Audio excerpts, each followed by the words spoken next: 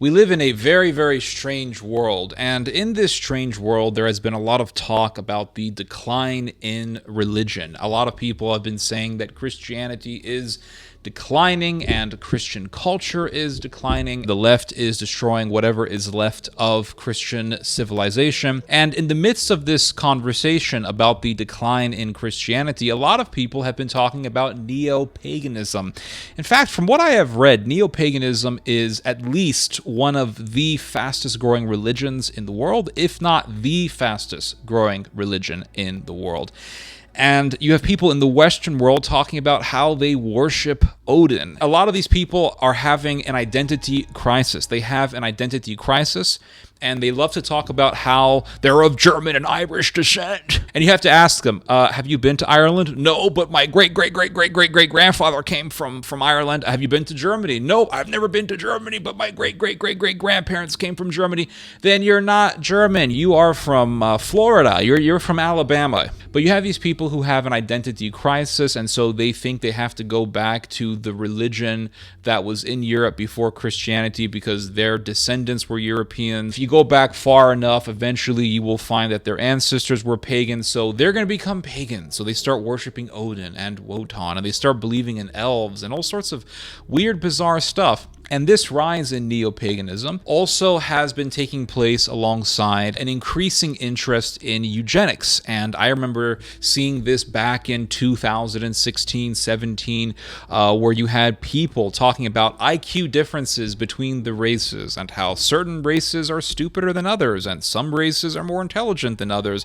And there was this resurgence in eugenic thought, and this resurgence is still taking place. You still increasingly see more and more people getting interested in eugenics and in social Darwinism.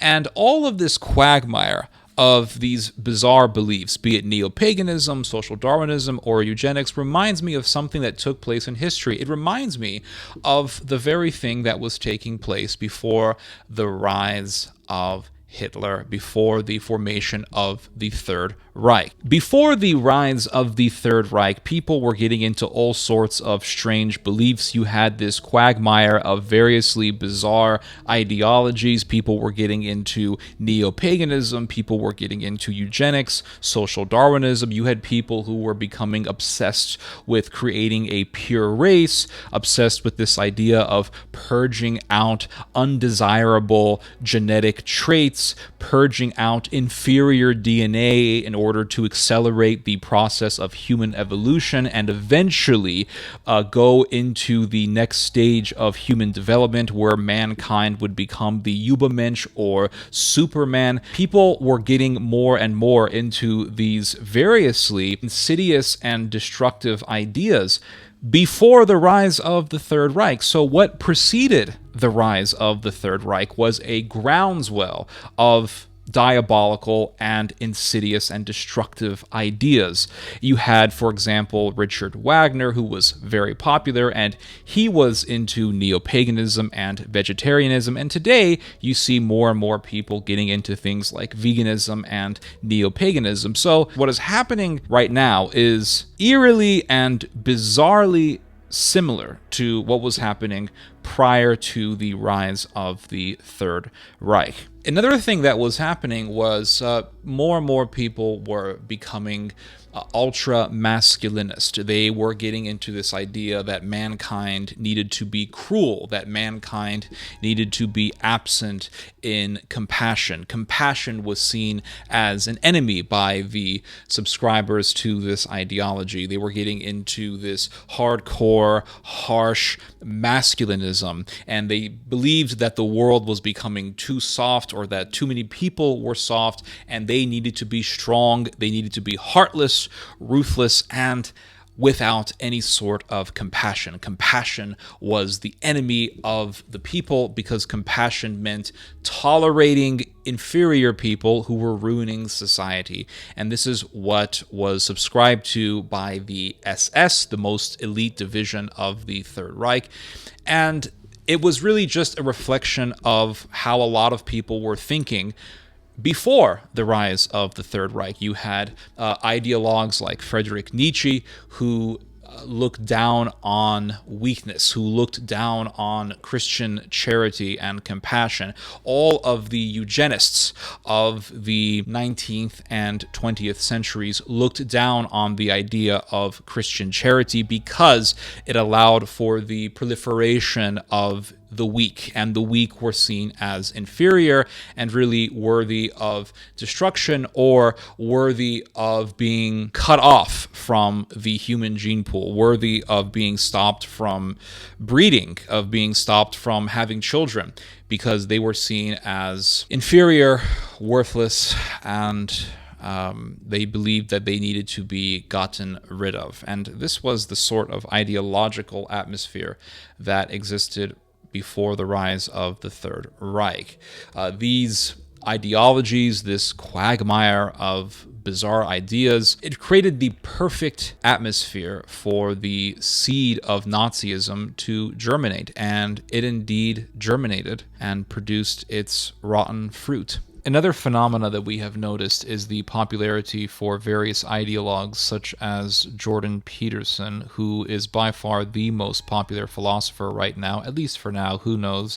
Maybe someday someone else will pop up and tell us to clean up our rooms, but for now, Jordan Peterson takes first place for a popular philosopher.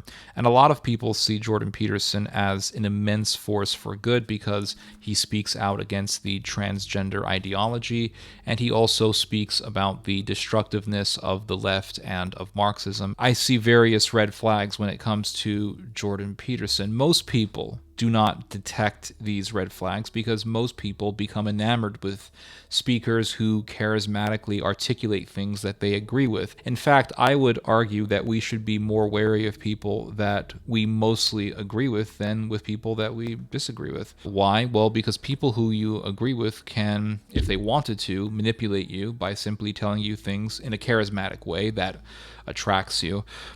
Things that you agree with, and then just sprinkle in some insidious and dangerous ideas on the cake of statements that you want to devour, and you will refuse to detect those dangerous ideas because you will be so taken by the person's words that you will in fact just be angry with the person that warns you about whatever dangerous ideas such a person speaks. There is an interview that you can watch between Jordan Peterson and Bret Weinstein, and they're talking about the Holocaust. They're talking about the genocidal policy of the Nazis. He asked Bret Weinstein, is it reasonable to presume that a decent survival strategy is, under some conditions, to homogenize your environment with regards to racial and ethnic differences, to decrease the probability that you and yours are going to be killed? Hitler was a monster, as we all know, but he was a rational monster. That the program that he deployed was not what he said, mind you. What he said was wrong in many places, especially where it gets near Darwinism. It's just all tangled and broken. But what he did was rational from the point of view of increasing the amount of resource that was dedicated to producing members of his population. And so my point is, this is the danger that we are in if we allow ourselves to imagine that genocidal impulses are more or less gone from the world because we've all agreed that they're a bad thing. And the point is that they exist in a latent program, and at a point when you have austerity as a result of usually an opportunity that has run its course and has resulted in the population growing to fill that opportunity, and suddenly there's nowhere to go because the opportunity has all been absorbed. The tendency of people is to figure out what other population is weak. And if that population is across a border, then there's some excuse for war. And if the population is within the border, then it's a genocide. But the point is that is an ever-present danger for us.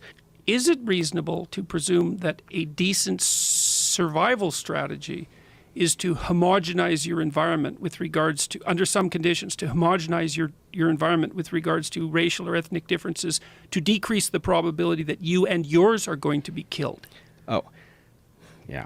Again, no defense of this, Yes. but you are right that to Okay, the extent okay. that there's another population that's distinct, that population, even if it is small and has little power now, might not be small and have little power later. And so undoubtedly that program is there too. Okay.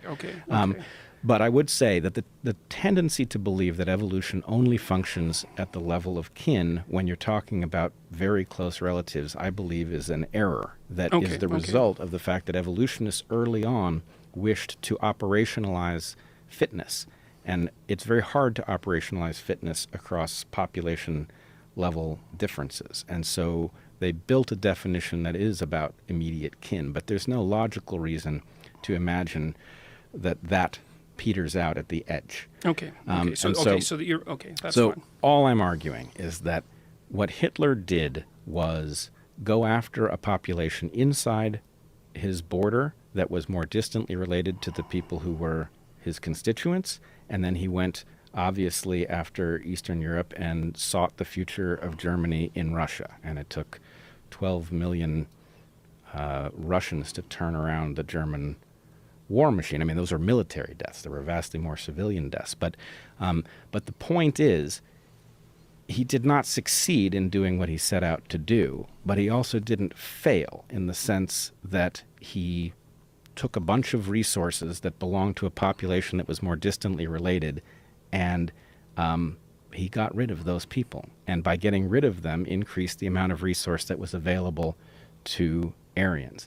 So he's asking Brett Weinstein, in the context of talking about the Nazi Holocaust, can genocide be a decent survival strategy? This would be like saying, is it reasonable to presume that a Mexican drug cartel wiping out an entire village because the village was in the way of one of its drug routes is actually a decent business strategy because the cartel was able to make a little bit more money and was able to seize all of the natural resources in the village? I mean, to make such a statement is obviously sick. Imagine some weirdo with glasses and socks high up to his knees who you suspect could be another school shooter telling you in the middle of a conversation, I think Hitler actually had a pretty good survival strategy. You would be looking at him with suspicion, and I'm pretty certain that that is an understatement. But when Jordan Peterson says it, well, Peterson is a brilliant thinker. It's one of those things where someone asks a question about something that's so obvious. When you confront them, they just say, I'm just asking questions. That's why they pose it as a question. People pose statements in the form of questions. People do this all the time in order to seed their own perspective, to seed their own insidious agenda, so that when they're confronted, they just say, hey, I'm just asking questions. Another red flag when it comes to Jordan Peterson is his interview with Richard Heyer, who is an explicit eugenist. And when I say explicit eugenist, I mean he is explicitly a eugenist. Not figuratively, but explicitly a eugenist. Heyer has a magazine called Intelligence, which explicitly teaches eugenist ideas. In this interview with Jordan Peterson, Heyer talks about a human experiment in which electricity is used on the brain for the purpose of increasing intelligence. So here we have the idea of human experimentation being done to make people smarter. And it just harks back to this Nazi idea of using human experimentation to create new human beings. And this is why Joseph Mengele injected people's eyeballs with blue dye with the hopes of making their eyes blue because that would make them better humans. And if you look at Heyer's magazine, you will find eugenics explicitly being taught. In fact, there is an article published by this magazine, which states, quote, "It remains possible that the new eugenics of biotechnology may evolve to counteract dysgenic fertility. The most promising development would be embryo selection. This would entail the culture of a number of embryos by IVF, the genetic screening of them for intelligence, as well as other desirable qualities, and the implantation of those with the genetic potential to develop high intelligence." So this is explicit eugenics being taught in this magazine ran by Richard Heyer. It's very strange. But what's even more strange is the fact that so many people have been enamored by this man, have been absolutely fixated on this man, drunk off of this man's words, yet they have never taken the time to actually research him to see if there are indeed any red flags. And when I started researching Jordan Peterson back in 2018, indeed, I found the red flags.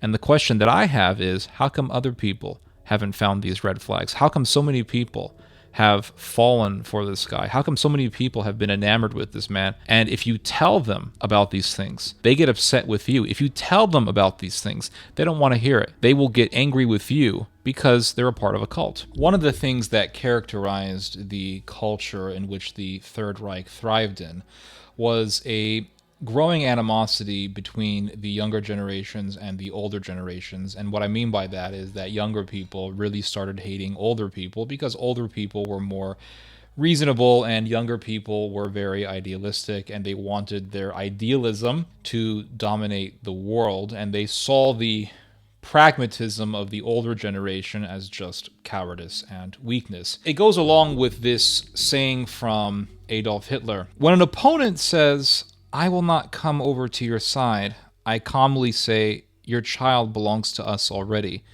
You will pass on. Your descendants, however, now stand in the new camp. In a short time, they will know nothing but this new community."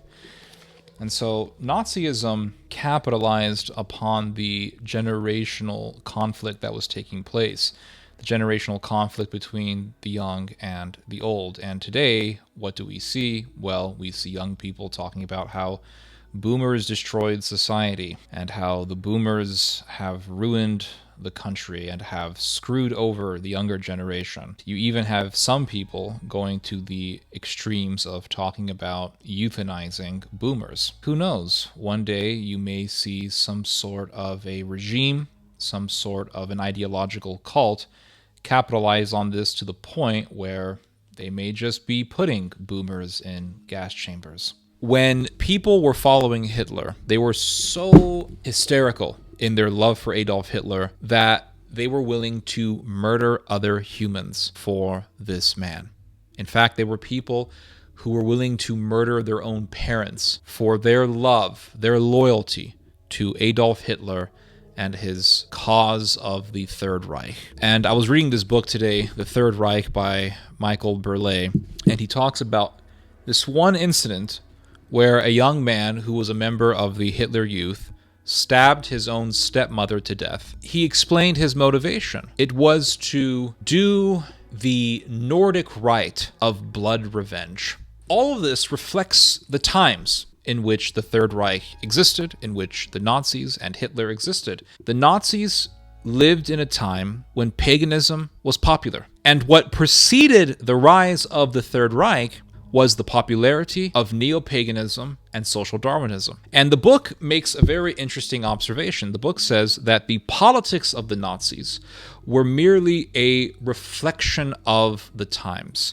The ultra-aggressively masculinist ideology of the Nazis, wherein things like compassion and charity were looked down upon, were merely a reflection of the times. The Nazis laughed at the idea of compassion and charity. They saw these things as just mere weakness, as just mere sentimentalism. And this was a reflection of the popularity for social Darwinism.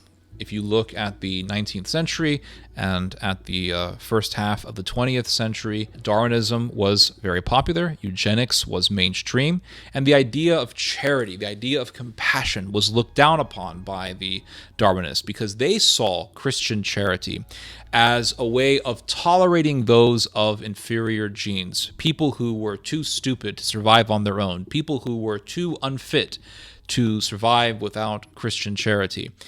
They did not deserve to live. They did not deserve to have children. And this way of thinking became mainstream in the Western world. And so the Nazis were merely a reflection of the eugenist and social Darwinist trend that was a part of the ideological atmosphere of the era. Hitler wasn't just this monster that rose up and created Nazis. Hitler was created by the people that followed him. Because if it were not for so many people believing in social Darwinistic and ultra-nationalistic ideas, there would have been no Hitler. Hitler was merely a reflection of the society that uplifted him and revered him. And this is the case for all times, and it applies perfectly for today. If you look at what was happening before the Nazis took power, you had a quagmire of bizarre ideas: neo-paganism, social Darwinism, eugenics. And today, what do you see? Immense popularity for neo-paganism, immense popularity for nationalism, and you see more and more people being interested in social Darwinism and eugenics. And so what does this tell us? The future holds for us another Third Reich. Anyway, you guys just heard some theology. God bless.